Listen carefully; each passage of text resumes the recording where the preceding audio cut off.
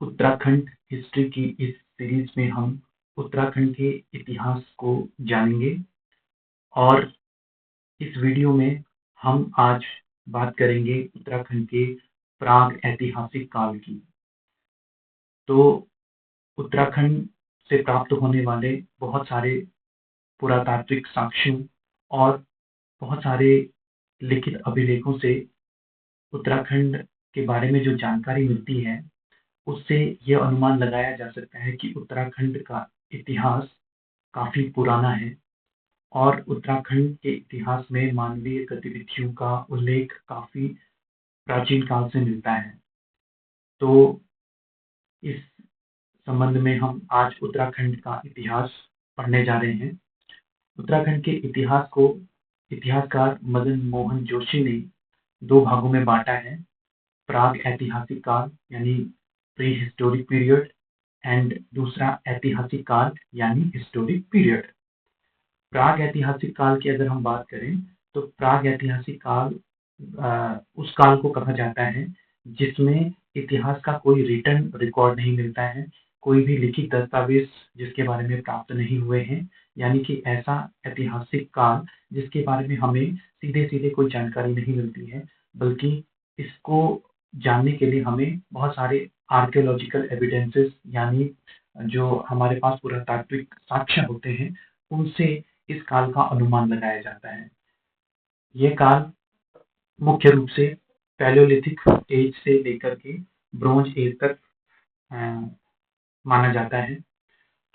इसके अलावा जो दूसरा पार्ट है ऐतिहासिक काल के जो साक्ष्य होते हैं वो रिटन हिस्ट्री होती है और एक लिखित इतिहास ऐतिहासिक काल का मिलता है, यानी विभिन्न ग्रंथों से विभिन्न प्रकार के बुक्स, रॉक एडिक्ट्स यानी कि जो शिलालेख हैं या आर्कियोलॉजिकल एविडेंसेस हैं, बहुत सारे सांस्कृतिक और ट्रेडिशनल जो परंपराएं हैं जैसे फोक सॉन्ग्स हो गए, गाथाएं हो गई, इनसे हमें जो जानकारी मिलती है वो ऐतिहासिक काल कहलाता है।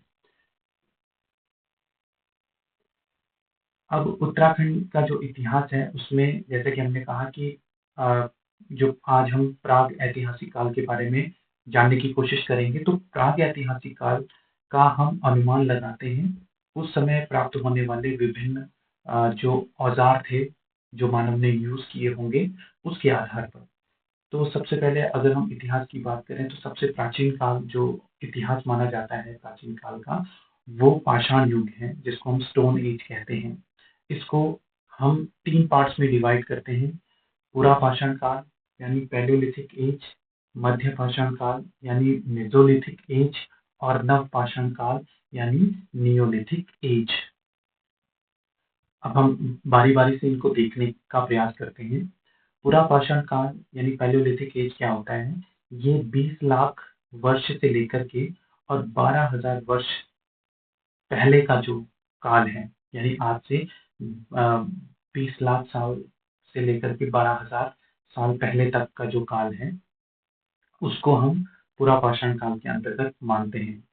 और जो मानव इतिहास है उसकी जो 99% घटनाएं हुई हैं वो इसी काल में है, यानी ये एक बहुत बड़ा पोर्शन है हमारे इतिहास का। जो मेसोलिथिक यानी मध्य पाषाण काल है वो 12,000 से 10,000 साल पूर्व का काल, ये बहुत ही इंपॉर्टेंट फैक्ट है। 12,000 से 10,000 साल पहले का जो काल है that is known as Mesolithic age. और इस एज में कुछ एनवायरमेंटल चेंजेस देखने को मिले। कुछ जैसे मानव ने कुछ एनवायरमेंटल चेंज के चलते कुछ नई नई चीजें शुरू करनी इसमें शुरू की। तो इसके एज की जो पहचान है, जैसे उस समय जो विशालकाय जो जैसे डायनासोर्स वगैरह थे ये विलुप्त होने लग गए थे और एनवायरमेंटल चेंज की वजह से ये हुआ। और इस काल की एक महत्वपूर्ण पहचान ये है कि इस काल में बहुत छोटे छोटे और बहुत ही जिसको कहते हैं उन्नत प्रकार के छोटे छोटे उपकरणों का उपयोग मानव करने लगा था। पुरापाषाण काल में तो जो औजार मिले थे वो बहुत बड़े-बड़े पत्थरों से बने हुए होते थे, लेकिन जो मध्य पाषाण काल आया, उस काल तक मानव छोटे-छोटे उपकरणों का प्रयोग करने लगा था, जिन पे कि लकड़ी का और हड्डियों से बने हत्थे जड़े हुए होते थे। तो जैसे-जैसे हम पुरापाषाण काल से आगे बढ़ रहे हैं, वैसे-वैसे मानव की बुद्धि का विकास हो रहा है और साथ ही साथ मानव की जो टेक्नोलॉजी है, उसका भी विकास हो रहा है। बेसिकली हम इतिहास में मुख्य रूप से हम जिन चीज़ों का अध्ययन करते हैं, मानवीय सभ्यता का अध्ययन करते हैं, उनकी जो आर्थिक, सामाजिक जो राजनीतिक स्थितियाँ होती हैं, उनका हम अध्ययन करते हैं। तो अभी हम पाषाण काल के बारे में पढ़ रहे हैं। निश्चित रूप से पाषाण काल में किसी प्रकार की राजनीतिक गतिविधि तो नहीं रही होगी, लेकिन कहीं न कहीं उनका जो जीवन है, वो जैसे शुरू में वो क्या थे, एक प्रकार के हंटर यानी शिकारी प्रवृत्ति के थे और उनका जो जीवन यापन था वो इस प्रकार का था कि कभी एक जगह रहते थे भोजन की तलाश में, दूसरी जगह खानाबदोश जीवन जीते थे। तो इसी क्रम में जो तीसरा जो पाषाण युग का जो वर्गीकरण है, उसको हम कहते हैं नवपाषाण काल और इसको इंग्लिश में कहते हैं नियोलिथिक एज। ये जो एज है, ये जो काल है, ये 10,000 साल पहले के जो काल को हम आज से 10,000 साल पहले तक का जो काल था, उसको नवपाषाण काल की शुरुआत माना जाता है। इसमें जैसे कि पुरापाषाण काल के जो औजार थे, वो काफी बड़े-बड़े पत्थर हुआ करते थे और जैसे-जैसे मध्यपाषाण काल आया, तो माइक्रोलिथ्स यानी छोटे-छोटे उनका साइज होता गया और अब जब नवपाषाण काल आया तो इन औजारों पे पॉलिश करने लगे थे, उसको धार देने के लिए पॉलिश करने शुरू कर दिया था और इसी काल में ओखल और पेस्टल यानी ओखल मोर्टार और पेस्टल यानी मूसल का भी इसमें मानव इस समय तक आविष्कार कर चुका था। यानी कहीं न कहीं इस काल में मानव ने उत्पादन शुरू कर दिया था, खेती शुरू कर दी थी और हम जानते हैं कि जो सर्वप्रथम जिस फसल की खेती मानव ने की थी, वो है गेहूँ, व्हीट। तो गेहूँ की खेती सबसे पहले मानव ने शुरू की थी। तो ये इसी काल में इसकी खेती शुरू की गई थी। इस काल में जो मिट्टी के बर्तन हैं, वो मिलने शुरू हो गए थे। मानव मिट्टी के बर्तनों का निर्माण करना शुरू हो गया था। यानी कहीं न कहीं मानव के अंदर संचय की प्रकृति उत्पन्न हो गई थी। इस काल में मानव कॉटन भी उगाने लगा था, कपास का उत्पादन भी करने लगा था। यानी कहीं न कहीं कपड़े का उत्पादन भी मानव इस काल तक करने लगा था और इसमें एक जो पिट ड्वेलिंग्स होते हैं, गर्तवास होते हैं, जो भारत का कश्मीर में, जम्मू कश्मीर में एक शव ग्रह मिला है, जो कि गर्तवास मिला है, जो कि जमीन के नीचे घर हुआ करते थे और उसमें नीचे जाने के लिए गड्ढा बनाया गया था, उसमें सीढ़ियां लगी हुई थी।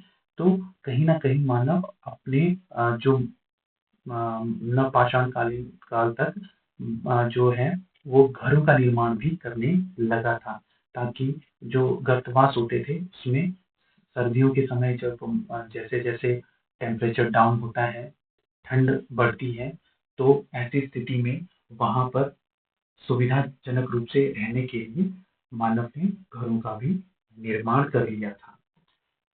उसके बाद हम देखते हैं जो पूरा पाषाण काल है, यानी जो सबसे पहला पाषाण काल, जैसे हमने कहा कि पाषाण काल को 3 भागों में विभाजित किया गया था, पूरा पाषाण काल, मध्य पाषाण काल और नवपाषाण काल।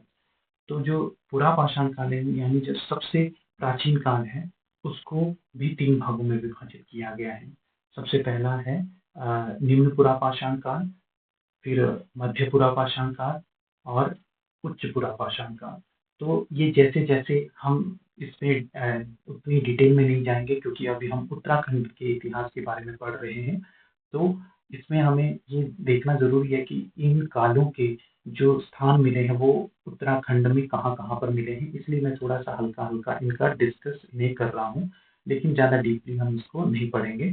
तो जो निम्न पुरापाषाण काल है उसको हम हल्के से समझते हैं कि निम्न पुरापाषाण काल क्या रहा होगा। ये बहुत शुरुआती दौर रहा होगा जब मानव पाषाण युग में पत्थरों के औजारों का इस्तेमाल तो करता था, लेकिन ये उतने ज्यादा डेवलप नहीं थी। मध्य पुरापाषाण काल तक धीरे धीरे पत्थरों को तराशने लगा था और उच्च पुरापाषाण काल तक पत्थरों को औजार के रूप में ये उपयोग में लाया जाने लगा था। तो उस समय जैसे उस समय के जो औजार हैं, जैसे हैंड एक्स होते थे, कुल्हाड़ी होती थी, इस तरीके के औजारों का अलग अलग स्थानों पे कुछ साक्ष्य मिले हैं। तो निम्न पुरापाषाण कालीन जो साक्ष्य मिले हैं उत्तराखंड में, वो कालसी, जो कि यमुना नदी के किनारे पर देहरादून में है, श्रीनगर अलकनंदा के किनारे पर, और रामगंगा घाटी में अल्मोड़ा और खुटानी नाला नैनीताल में निम्न पुरापाषाण काल यानी कि लोअर पैलियोलिथिक एज के साक्ष्य मिले हैं। जो मध्य पुरापाषाण काल है यानी मिडल पैलियोलिथिक एज है, इसके साक्ष्य श्रीनगर के समीप मिले हैं। और उच्च पुरापाषाण काल से जुड़े हुए साक्ष्य अभी तक इतिहासकारों ने आ, अभी तक उनकी व्याख्या नहीं कर पाए हैं। हालांकि अन्य हिमालय क्षेत्रों में ये मिले हैं, लेकिन उत्तराखंड के संदर्भ में अगर देखा जाए तो अभी तक अ, उच्च पुरापाषाण कालीन जो साक्ष्य अभी प्राप्त नहीं हुए हैं, और अगर हुए भी हैं तो उनका अभी उनका विश्लेषण और उनकी व्याख्या नहीं कर पाए हैं। तो ये जो स्थान है यहाँ पर कालसी है, ये देहरादून जिला है, इस मैप में आप देख सकते हैं। तो देहरादून जिले का ये यमुना नदी को हमने इस नीली लाइन से दिखा रखा है, और ये जो क्रॉस है ये कालसी स्थान है, कालसी। और यहाँ पर जानते हैं श्रीनगर है। इन जगहों पे हमें निम्न पुरापाषाण काल के साक्ष्य मिले हैं। ये अल्मोड़ा के पास में रामगंगा नदी घाटी में हमें निम्न पुरापाषाण काल के साक्ष्य मिले हैं। ये नैनीताल के पास में खड़का जो ये खुटानी नाला है, नैनीताल, यहाँ पर भी हमें निम्न पुरापाषाण कालीन साक्ष्य मिलते हैं। तो पाषाण कालीन जो शिलाश्रय हैं, मेनली हम कैसे अनुमान लगाते हैं कि उत्तराखंड में जो पाषाण काल आया था, उस पाषाण काल में मानव उत्तराखंड में निवास करता था। तो इसका अनुमान हम उत्तराखंड में पाए जाने वाले पैलियोलिथिक रॉक शेल्टर्स यानी पाषाण कालीन शिलाश्रयों से लगाते हैं। उत्तराखंड में मुख्य रूप से अल्मोड़ा और चमोली में हमारे पास दो बहुत ही महत्वपूर्ण स्थान हैं, लखू उद्यान और गोरखिया उद्यान। यहाँ पर पाषाणकालीन शिलाश्रय हैं, गुफाएं हैं, जिस पर मानव के कुछ संकेत मिले हैं। अगर हम बात करें अल्मोड़ा के लखू उद्यान की, तो इसकी खोज 1968 में इतिहासकार एमपी जोशी के द्वारा की गई थी। और लखू उद्यान अल्मोड़ा में सुयान नदी के दाएं तट पर स्थित है। ये एक इम्पोर्टेंट क्वेश्चन हो सकता है कि लखू उद्यान कहाँ पर है, तो अल्मोड़ा में है और सुयान नदी के दाएं तट पर स्थित है। साथ ही साथ लाखों उद्यान के अतिरिक्त जो अन्य स्थान भी हैं जहाँ पर पाषाणकालीन शिलाश्रय मिलते हैं, इनको मैंने एक साथ लिख दिया है। इससे ये सुविधा होगी कि पेपर में कई बार इन स्थानों को पूछ लिया जाता है कि अल्मोड़ा में कौन कौन से स्थान हैं, या इन स्थानों को ऑप्शन में दे दिया जाएगा और पूछा जाएगा कि ये स्थान कौन से जिले में है। तो इनको अगर हम याद करें तो ये एग्जाम के लिए काफी फायदेमंद रहेगा। तो फड़कानौली, फलसीमा, लोएथाप, पेटशाल, कालामाटी, मल्ला पैनाली और कसार देवी पहाड़ी, ये जो स्थान है ये अल्मोड़ा में है। और इनका पाषाणकालीन शिलाश्रयों के संदर्भ में अगर इनको देखा जाए तो ये काफी महत्वपूर्ण स्थान है।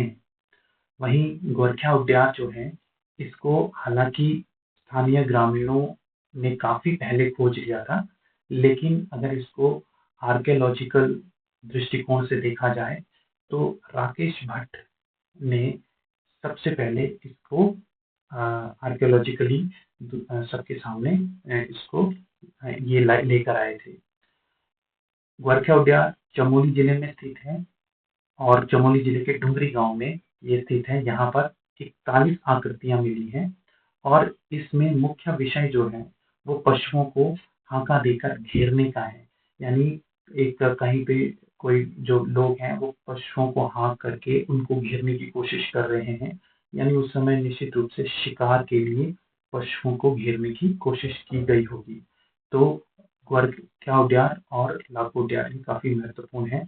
और जो गोरखा उद्यान है इसके बारे में एक महत्वपूर्ण फैक्ट और भी है। इसमें जो ये गोरखा उद्यान है इसके लिए कहा जाता है कि इसका नाम गोरखा उद्यान इसलिए पड़ा होगा कि यहाँ पर एक इतिहासकार हैं जिन्होंने इसके बारे में बताया कि गोरखा उद्यान क्यों इसका नाम पड़ा। उनका नाम है डॉक्टर मटपाल। डॉक्टर मटपाल का मत था कि गोरखा उद्यान जिस समय गोरखाओं का शासन रहा होगा तो गोरखाओं ने यहाँ पर आक्रमण के दौरान जो लूटा गया सामान रहा होगा उसको इस गोरखा उद्यान में छुपाया होगा, जिसकी वजह से इसका नाम गोरखा उद्यान पड़ा होगा। तो हालांकि ये जो गोरखा उद्यान है यहाँ पर ना तो किसी प्रकार की उद्यान की कोई, जैसे उद्यान का मतलब होता है गुफा, तो गुफा जैसी कोई संरचना नहीं मिलती है और ना ही यहाँ पर किसी प्रकार का खजाना मिला है। तो फिर भी क्योंकि एक महत्वपूर्ण स्थान है तो यहाँ पर इसलिए मुख्य रूप से ये प्रसिद्ध है कि 41 आकृतियां यहाँ पर मिली हैं। अन्य प्रागैतिहासिक स्थलों की अगर हम बात करें तो उत्तराखंड में अन्य प्रागैतिहासिक स्थलों में महत्वपूर्ण रूप से जैसे हमने बताया अल्मोड़ा और चमोली है। ये चमोली जिला है, ये इसको अगर आप देखेंगे तो ये चमोली जिला है। और इसके अलावा इसी से लगा हुआ, चमोली जिले से ही लगा हुआ ये अल्मोड़ा जिला है। ये जिला अल्मोड़ा है। तो अल्मोड़ा में हमने देखा लाखो उद्यान है, चमोली में हमने देखा गोरखा उद्यान है।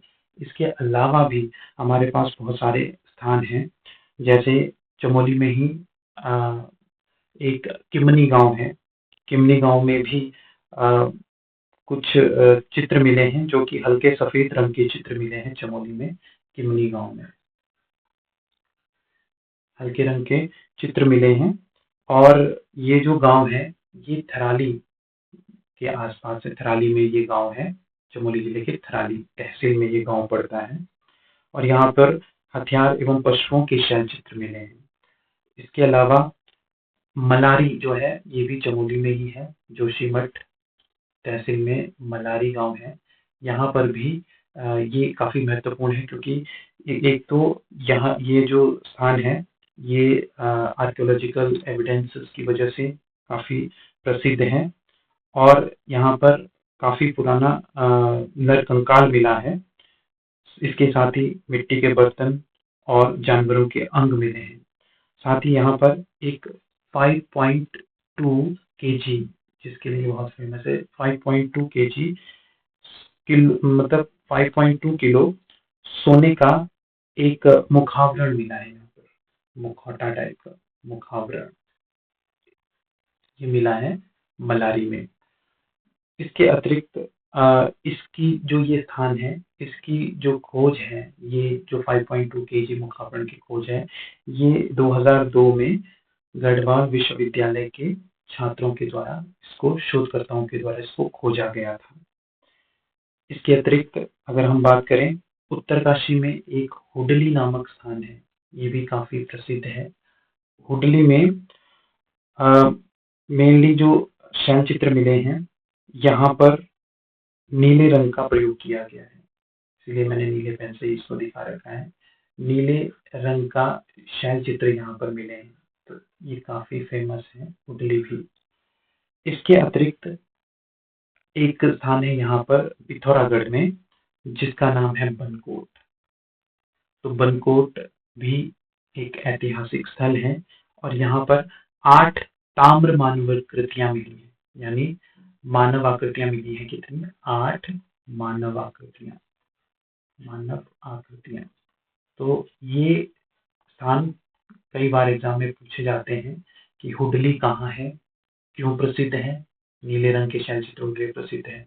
मलारी कहाँ है, चमोली जिले में है, क्यों प्रसिद्ध है, 5.2 केजी का मुखावरण मिला है। इसकी खोज किसके द्वारा की गई है, गढ़वाल विश्वविद्यालय के शोधकर्ताओं द्वारा की गई है। कब की गई, 2002 में की गई। किमनी कहाँ है, चमोली जिले में है। बनकोट कहाँ है, पिथौरागढ़ जिले में है। तो ये काफी महत्वपूर्ण प्राग ऐतिहासिक कालीन स्थान है। तो इस वीडियो में इतना ही, और इस सीरीज को हम आगे बढ़ाते रहेंगे। आप इस चैनल को जरूर सब्सक्राइब कीजिएगा और देखते रहिए इस चैनल को। धन्यवाद।